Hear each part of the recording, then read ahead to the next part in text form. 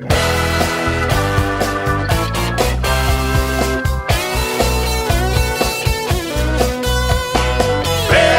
is coming, don't stand in the way. FAIRtax is coming across the USA. FAIRtax is coming, clean up this mess. We got to get rid of the IRS. Hey, hey! Hey, hey! On April 15th... Hello and welcome once again to FAIRtax Power Radio. I'm Bob Paxton. And I'm Ron Malero. And we are The FAIRtax Guys. Dedicated to the proposition that the IRS needs to go away, the income tax needs to go away, the 16th Amendment needs to go away. Yeah. And there are lots of good reasons for that to happen. And we've been comparing here over the past several programs the differences between the current income tax and the fair tax and the flat tax. We're going to continue that today. But first, let's give you your email address. Let's give you our email address if you'd like to contact us, thefairtaxguys@gmail.com. Thefairtaxguys, all one word, @gmail.com. If you've got a question, a comment, or something like that, be glad to hear from you. You can look us up on Facebook. We've got a Facebook page. We're on YouTube. We're on SoundCloud as well. Yep. And this is program 13. Is it? Yep. Okay, number 13. I can't count that high. Yeah, lucky number 13. Okay, but say we've got some more continuation with our comparison between it, but you have brought in an incredibly interesting statistic over there. I need you to check out and see what we got last month on Tax Day, Ken Hoagland published an article in an opinion piece. Now, Ken Hoagland published a book some years ago called The FAIRtax Solution. He was very active in the fair tax, and it's a good book. I remember reading it, and I remember reading the one or two chapters on how Congress actually conducts itself, and I had to put that book down for a little while, take my blood pressure medication. But anyways, just let me get a couple of excerpts here. No one can really say absolutely what the American income tax system allows or prohibits. Not the IRS, not the legislators who wrote it, and not the most sophisticated tax experts, as Bob and I have explained before by that experiment that was conducted by Money Magazine some years back. Yeah, that was back in the 80s. Yeah. Even the tax experts can't figure it out. When it comes to complexity in the income tax, our income tax code has few rivals. And as I fumble with the pages here, there's a really interesting comment in part of this article. There are more tax preparers than police officers in the United States.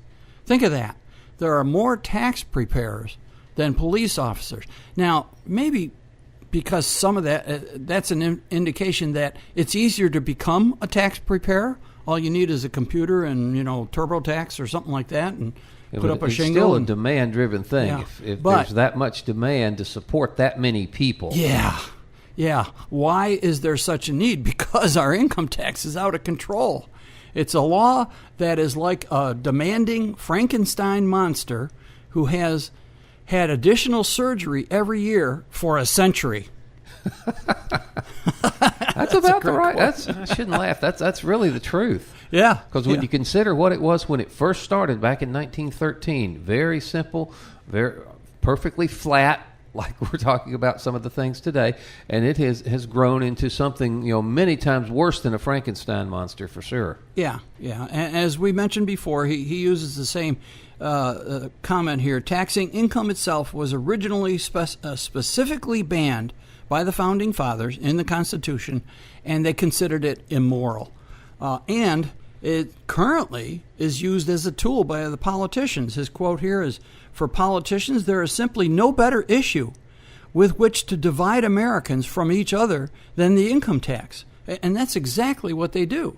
All right, so there's just a couple of things. It's always lower my taxes and raise the other guys, and with the income tax, you can get away with that. Yeah, you can be successful in today's legislative climate in D.C. if you divide and conquer. And that's unfortunately the income tax is a tremendous tool to accomplish that, divide and conquer. We need to get rid of that. And there's one other quick thing. Pop Vox on the first 100 days of Congress, everybody's talking about the first 100 days, what was accomplished and so forth. Well, they listed their top 50 pieces of legislation, and the FAIRtax H.R. 25 in the House and S. 155 in the Senate came in second and third. The only one that came in before that was a piece of legislation by somebody in California, which is wildly unpopular, and I won't go into that. But the FAIRtax, as we've talked about on PopVox, enjoys about 95% popularity. It doesn't get. I don't think there's any other legislation on PopVox that is as popular as the FAIRtax. And again, PopVox, POPVOX. You go there, you register, you give them your address and your zip code, so that they need that to zero in on what congressional district you belong to or who your representative is, and then you can comment on any and all legislation before Congress and at least the staff. If a lot of the Congress critters, as you call them themselves, don't look at that, their staff does. And that is probably the best way to make your desires known to Congress, is to talk about stuff on PopVox. Yep, and it can be used by the Congress people on the floor of Congress. That's why PopVox has gotten so popular, because a few years ago they had decided to allow the use of tablets on the floor. So PopVox, great website, as Bob said. Yeah, go check that out and register if you haven't done so already.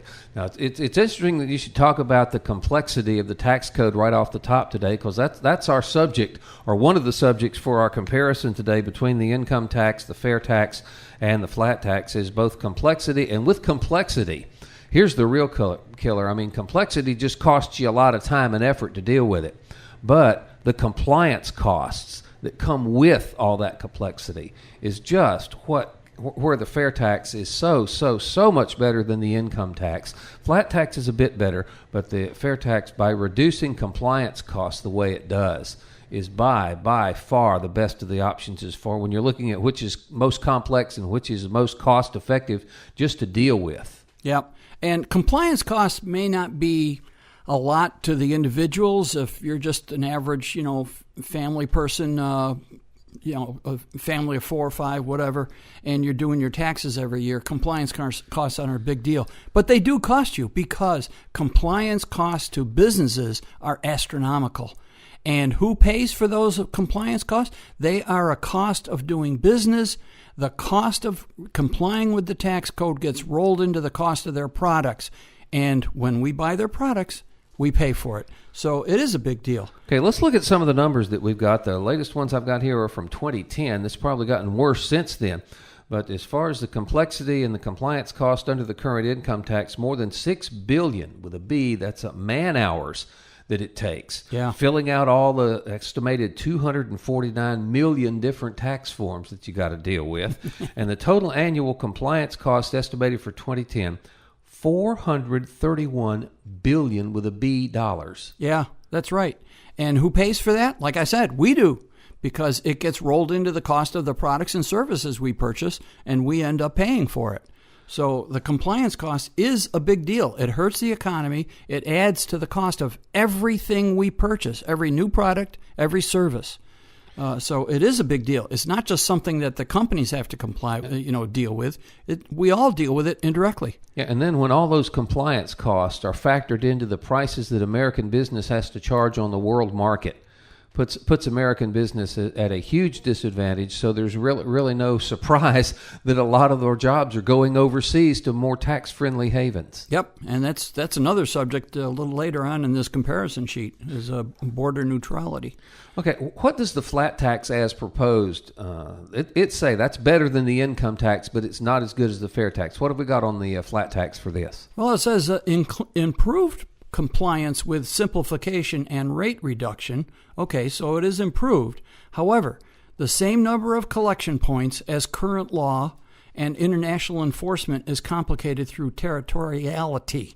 In other words, the flat tax will help, but you still have all those taxpayers paying income tax, which means you still have the same number of people that have to submit an income tax, which means you still have the same number of people who will evade the system, right? So, it would be better. It might make things a little easier, drop the tax rate down a bit, but the other problem is that it won't stay flat very long, which we've talked about a lot in the past few programs. Yeah, and I'll tell you what, I was thinking about this the other day, that a lot of politicians, you will note that when they're talking about tax reform, a lot of them are coming out in favor of a flat tax. And I was thinking, why would that be? And then it dawned on me, well, it just starts all over again. If they flatten the tax, then all the lobbyists have to come back for a second round. All the tax favors that they sold under this first one, go away with a flat tax, at least temporarily. And then that just opens the market again. So the lobbyists will be buying the same tax breaks that are current to the current system, and they just keep pocketing the campaign cash. I think the lobbyists love the idea of a flat tax, and we've mentioned it before. President Reagan flattened out the tax in '86, and what has happened since then? Another 40,000 pages have been added. That keeps the lobbyists going. Remember, the nickname for the lobbyists on K Street in Washington is Gucci Gulch. Oh, no doubt about that. It's incredible that a lot of the nation's wealth is concentrated right there around the Washington, D.C. area, and that is certainly no accident. Yeah, that's the way it works. All right, talk about complexity and compliance cost with a fair tax. Much better. Yeah, with the fair tax, reduced tax rates, fewer numbers of collection points, because remember, you're not collecting it from individual taxpayers. You're collecting it as a sales tax at the point of sale. Well, most of the states are already doing that. Mm-hmm. So when we talk about collection points, that is what drives up the cost of enforcement. Sure. That you've got, literally millions of people from which you have to, keep tabs on and watch their tax returns and take enforcement action against individuals. But when all of those individuals as taxpayers go away, at least as far as the collection agency is concerned, and they deal just with a retailer that's collecting it, it becomes much easier, much more cost efficient to administer and enforce the fair tax than it would either the income tax or the flat tax, because the flat tax, again, is still paid by individuals via tax returns through the IRS. That's right. And the infrastructure for collecting a sales tax is already in place in 45 of the 50 states. It's already there. It will be conducted by the states. They know what they're doing. They just have to work with the federal government. Okay, you collect this and send it to us, and we'll let you keep 1/4% of what you collect and send to us. Yeah, I remember talking to Bob Matthews earlier about how the difference between dealing with the state sales tax agency and dealing with the federal IRS was like night and day. Yeah. That was back in program 7 and 8, if you want to go back and check those out. But yeah, reduced tax rates, fewer number of collection points, visibility, simplicity, ensure that the fair tax is enforced at a lower cost with higher compliance rates. Compliance rates. That's the other thing. If you have any kind of an income tax, there are going to be some people who simply evade it. Work under the table, there's going to be evasion whatever. with any kind of tax. I mean, where there has always been a tax, there have been people looking for ways to evade it. But you talk about a system that you could not design one from the ground up that is any more, prone to being evaded than the income tax. Yeah. And I'm sure some folks will try to get around the fair tax as well. But when it is included in the price of everything you buy, and most of the stuff people buy is, you get it from Walmart or Target or Kmart, big box retailers like that. Yep. There's the evasion on the fair tax is going to be just absolutely minimal compared to what we're dealing with now. Very, very difficult to evade the fair tax. So, what else we got here? Taxpayer rights. That is a big deal with me. Oh, yeah. We've talked about before how the IRS, and Mike Huckabee calls it, and I agree with it, he calls the IRS a criminal enterprise. And we talked about, in the last program, we had another example of civil asset forfeiture, where the IRS doesn't like the cash deposits are being made by a particular business. Say, and the last example was a convenience store, which is mostly cash transactions, and they have to take that cash and put it in the bank, and the IRS swoops in and takes $107,000 from this guy without accusing him of anything. Yeah, you would think that if somebody's going to come in and grab your entire bank account like that, you would at least have to have been found guilty of something in a court of law. No. But he wasn't even charged with any kind of criminal thing, just some bureaucrat's perception that he might possibly be skirting the law here, and the IRS swoops in, like Al Capone, and grabs this guy's bank account. No due process. No due process, no presumption of innocence. Yep. No protection against an unreasonable search and seizure. All that nonsense goes away with the fair tax, because you go to the store, you buy something, new coffee maker or whatever, clothes for the kids, you pay for it at the cash register, you get your receipt, you have fulfilled your obligation. You are done, all right? And the computers at the store are going to collect the 23% on each purchase and send it to the state collection agency, which is going to send it to the federal collection agency. That's it. As far as your rights, well, there's nothing to trample on your rights there. You're completely anonymous in your purchases. There's no due process issues. I mean, that nonsense goes away. I heard something just really preposterous the other day. Somebody was thinking, all right, well, what if you go to the store and you pay your fair tax as you're buying stuff, and then the store does not, remit the fair tax back in like they're supposed to? This guy told me, if that happens, the IRS or the government is going to be coming after you. Yeah, which is ridiculous. There's no way to do that because the store can't identify who their customers, especially their cash customers. The store cannot identify. You are not, identified by anything that you can be traced back to when you make a purchase and pay your thing at the fair tax. They don't know who you are. And we have a lot of history already because, as we said, 45 of the 50 states have a sales tax. So if a store is not sending in their sales tax receipts, is the state tax collecting agency coming after the individual customers? No way. They're going after the store. They don't know who the customers are. No, they don't have to because it's not their responsibility. It's the store's responsibility. Yeah, and then again, the enforcement mechanism is already in place. I was just saying, like 45 of the 50 states, and I would imagine that the computer software that is used in those other 5 states that don't have it, you could just ask your vendor for that, and they could implement it in nothing flat. Yeah, Bob, you were a computer programmer. You could help those other 5 states. I'm retired, son. No more computer programming. But that's what that's like. But that's the taxpayer rights, just the way that the IRS tramples on them. I mean, literally thumbing their nose at the Bill of Rights. No presumption of innocence. No. And then when Congress gets after the IRS because of targeting scandals, lost emails, and so forth, I know nothing. What emails? What emails? I don't know any emails. All our hard drives crashed simultaneously on the same day, individually, for 6 different computers. Yeah, right. Mm-hmm. Yeah. And with the flat tax, really none of this taxpayer rights stuff gets solved. No. Your tax paying gets a little bit easier, and this, that, and the other, but you've still got the IRS.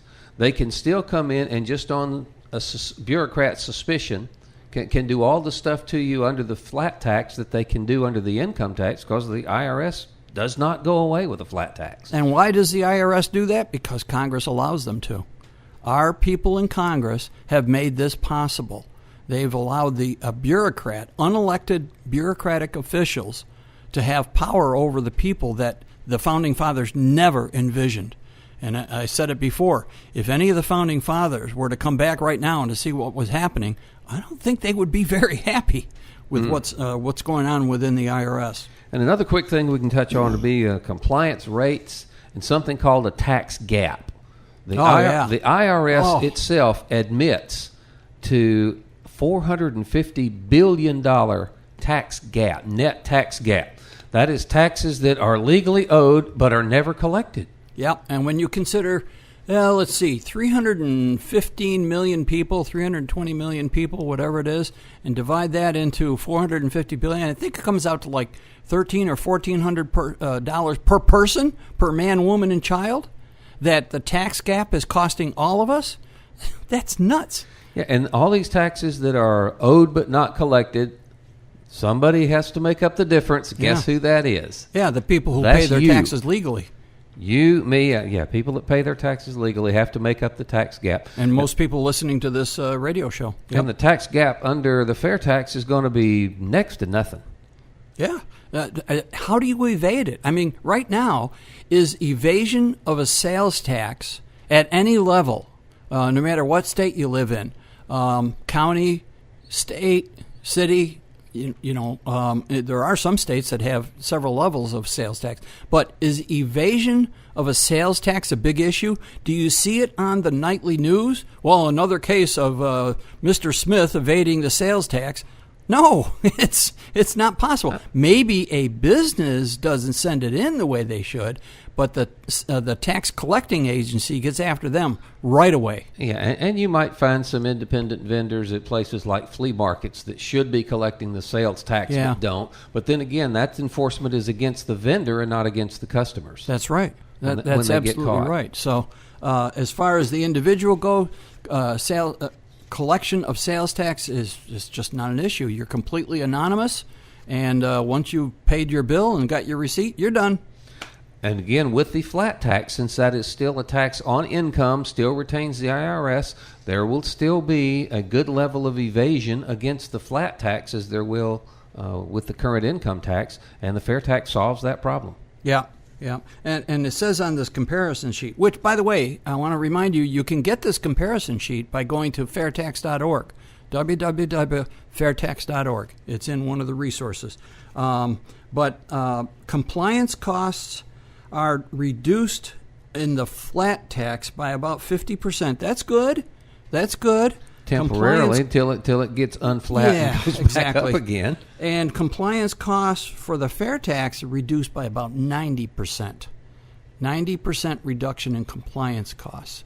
That I don't know, maybe that factor alone is going to cause such an economic boom in this country. Yeah, because that is again, as you mentioned, most of that is paid by businesses. Yeah, and embedded into the cost of the goods and services they sell to us. And when their businesses' costs go down across the board, everybody looks at you and says, "Well, they'll just keep it and stick it in their pocket until they realize, can't do that in the competitive marketplace because somebody is going to want to lower their price a little bit, get their market share up a little bit, and as soon as somebody does it, everybody has to do it, and it's just the nature of a free market for that to work that way." Yep, it's called competition. You have to keep up with your competition, or you go belly up.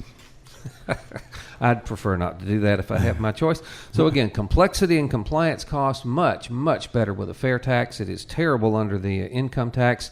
It will get better temporarily under the flat tax, but will then devolve right back into what we have now. Yeah, it will. So again, the case for the fair tax is very strong. And again, if you would like more information about the fair tax, there are several places you can go.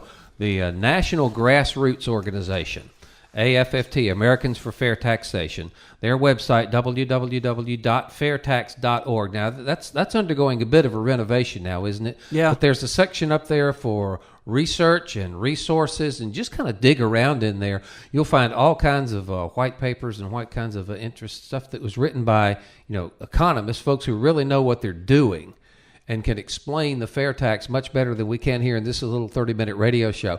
But you can spend hours digging in there, and it's amazing what you can find. There's a lot of white papers on there that will explain in a professional manner exactly how the fair tax works and its aspects. Why do the compliance costs drop? Why is it 23%? All those things. The white papers are in there that explain all that stuff, and they are updated on a regular basis. I know that one of our fair tax people here in Florida, Dr. Karen Walby, she on a regular basis updates these papers with current information to make sure that they're current and up to date. Amen. There's something also called FairtaxNation.com. What's that all about? FairtaX Nation is another group of volunteers. They're not necessarily an organization you can join. They're just all volunteers. They have a great website. And I very often get information through FairtaxNation.com because I'm signed up for their emails and alerts. I very often find out about, we got a new co-sponsor or something like that from FairtaxNation.com before I hear about it from Fairtax.org. It's just another group of volunteers of all party affiliations because they love the fair tax and they really don't like the current income tax in the IRS. But you mentioned membership. That's something that really is important. with AFFT, the National Grassroots Organization, and you can join for whatever you want to pay. Yeah. I mean, the base for a regular person is $10. Student, $5, but $10, and you can go with more. You can pay more if you think it's a worthy cause, and we hope you do. And if you can, we'd like to get into this 1040 club. Yeah. That's $10.40 a month. You can set that up as a recurring thing on your credit card.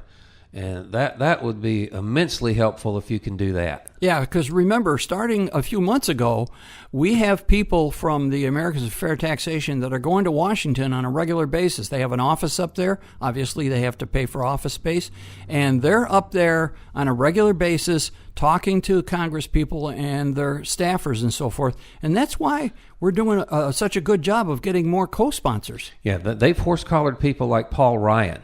Yeah, who's he's the chair of the Ways and Means Committee, the committee within the House that must by law originate all tax legislation. Yeah, and if we can get folks like him on our side, and it's going to take some doing, but if it's just the squeakiest wheel gets the grease, So if we're still up there just constantly, if our fair tax people are up there constantly horse collaring these Congress critters, and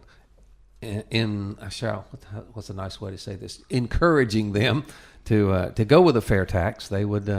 We're going to have an effect. Yep, and I was just reminded that it is the membership is $10 per year. Yeah, the 1040 club is $10.40 a month, but that's the $10.40 regular a month membership if you is care $10 per year. Yeah. Or $15 or $20 or $25, whatever you want to do. The 1040 club, if you care enough to send the very best. Is that not copyrighted somewhere? Okay, and again, one more time, if you didn't hear us talking about it earlier, POPVOX, POPVOX, that's how you go to tell Congress about what you think about various pieces of legislation. The fair tax has created a tremendous amount of support on there. Like 95% of the people that have used POPVOX to express an opinion on the fair tax have said it was a good thing and they want it. So go do that if you can. Yeah, POPVOX is a great website. We're in a competition between Florida and California for who has the most number of support, support for the fair tax. And right now Florida's winning, so we got to keep that up. But no matter what state you're in, get on to POPVOX and it's not just the fair tax. Any legislation that you care deeply about, it's on POPVOX, and you can look it up, and you can weigh in pros and cons. I like this legislation because, I don't like this legislation because, and, get on there and you can find us, the Make your FAIRtax voice. Guys, on SoundCloud.com and also YouTube.com. Check that out. Listen to FAIRtax Power Radio whenever you want to. And man, time has flown away from us. We have got to get out of here. I'm Bob Paxton. And I'm Ron Malero. The FAIRtax Guys saying, the fair tax, once you understand it, You'll demand it. Hey, hey.